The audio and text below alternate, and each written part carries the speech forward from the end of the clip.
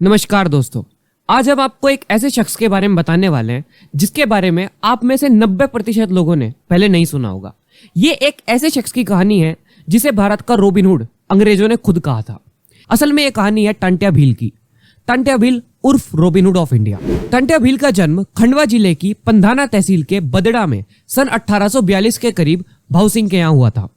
पिता ने टंट्या को लाठी गोफन व तीर कमान चलाने का प्रशिक्षण दिया। टंट्या ने धनुर्विद्या में दक्षता हासिल कर ली, लाठी चलाने और गोफन कला में भी महारत प्राप्त कर ली। युवावस्था में अंग्रेजों के सहयोगी साहूकारों की प्रताड़ना से तंग आकर वह अपने साथियों के साथ जंगल में कूद गए। टंट्या एक भील से दूसरे गांव घूमते रहे। मालदारों से माल लूटकर वह गरीबों में बांटने लगे, लोगों के सुख दुख में सहयोगी बनने लगे और इसके अलावा गरीब कन्याओं की शादी करना, निर्धन व असहाय लोगों की मदद करने से टंट्या मामा सबके प्रिय बन गए, जिससे उनकी पूजा होने लगी। अमीरों से लूटकर गरीबों में बांटने के कारण वह आदिवासियों के रॉबिनहुड बन गए। बता दें कि रॉबिनहुड विदेश में कुशल तलवारबाज और तीरंदाज था। वह अमीरों से माल लूटकर गरीबों में बांटता था। टंट्या का प्रभाव मध्य प्रांत, सीपी क्षेत्र, खानदेश, होशंगाबाद, बैतूल, महाराष्ट्र के पर्वतीय क्षेत्रों के अलावा मालवा के पथरी क्षेत्र तक फैल गया। टंट्या ने अकाल से पीड़ित लोगों में सरकारी रेलगाड़ी से ले जाया जा रहा अनाज लूटकर बंटवा दिया। टंट्या मामा के रहते कोई गरीब भूखा नहीं सोएगा, यह विश्वास भीलों में पैदा हो गया था। अंग्रेजों के छक्के छुड़ा देने वाले टंट्या मामा गरीबों की मदद करने के कारण बड़े लोकप्रिय थे। इसकी वानगी तब देखने को मिली जब उन्हें गिरफ्तार करके अदालत में पेश करने के लिए जबलपुर ले जाया गया। इस दौरान टंट्या की एक झलक पाने के लिए जगह जगह जनसैलाब उमड़ पड़ा, जिसके बाद 19 अक्टूबर 1889 को टंट्या को फांसी की सजा सुनाई गई और महू के पास पाताल पानी के जंगल में उन्हें गोली मारकर फेंक दिया गया, जहां पर इस वीर पुरुष की समाधि बनी हुई है। टंट्या भील के संबंध में एक किस्सा भी बहुत प्रचलित है।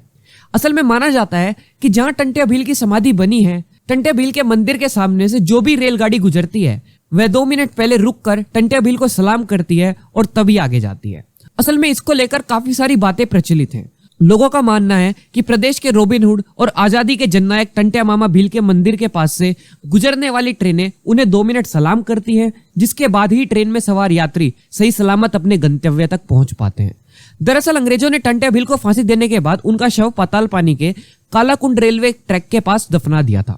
इसके बाद से यहाँ लगातार रेल हादसे होने लगे। इन हादसों का शिकार होने वाले कहते हैं कि टंट्या मामा का शरीर तो खत्म हो गया, लेकिन आत्मा अमर हो गई।